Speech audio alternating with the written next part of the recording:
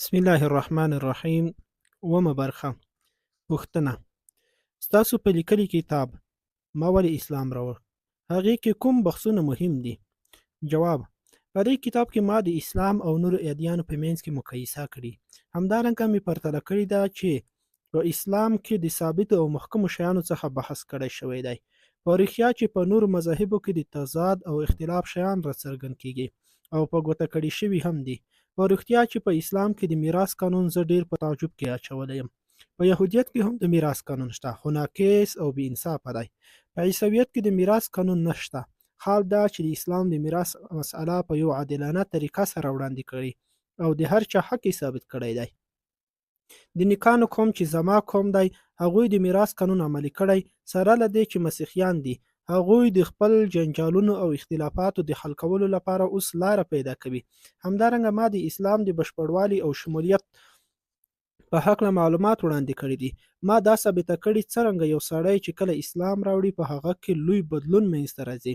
په نورو ادیانو کې د دین او د خلکو د کلتور ترمنځ اختلاف او تضاد وجود لري. هغه ادیان د خلکو په کلتور او فرهنګ کې بدلون نه راولي، ځکه نو خلک یې چې څه زړه غواړي هغه سرته رسوي او د دین هیڅ پروا نه لري.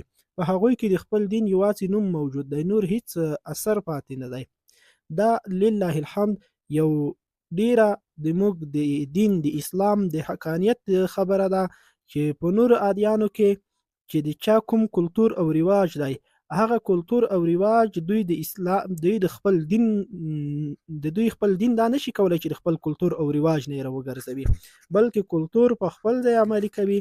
او که د دوی کلتور او رواج د دین سره خلاف وي، نو دوی نشي کولای چې هغه د خپل کلتور د پریږدي، هغه د دوی د دین سره خلاف وي. په اسلام کې د چا که کلتور وي، که رواج وي، که هغې باندې دوی کالونه وخت د پلانونو او د نیکونو وخت یې تیر کړی وي، خو لیکن چې د اسلام سره په تضاد کې وي، نو هغه مسلمانان په ډیره مینه او په خوند سره پرږدي. نو دا د اسلام د حقانیت یو ښکاره دلیل دی.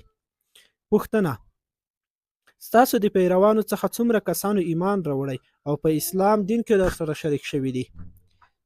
جواب: د الله جل جلاله په فضل او رحم سره تر اوسه پورې 1,50,000 خلک زما په لاس مسلمان شوي دي. همدارنګه 2,500 د کلیسا مشران، راهبان او مذهبي مشرانو هم اسلام قبول کړی دی، کوم چې د سوډان د نوبت او ایجنسا د سیمو اوسیدونکي دي.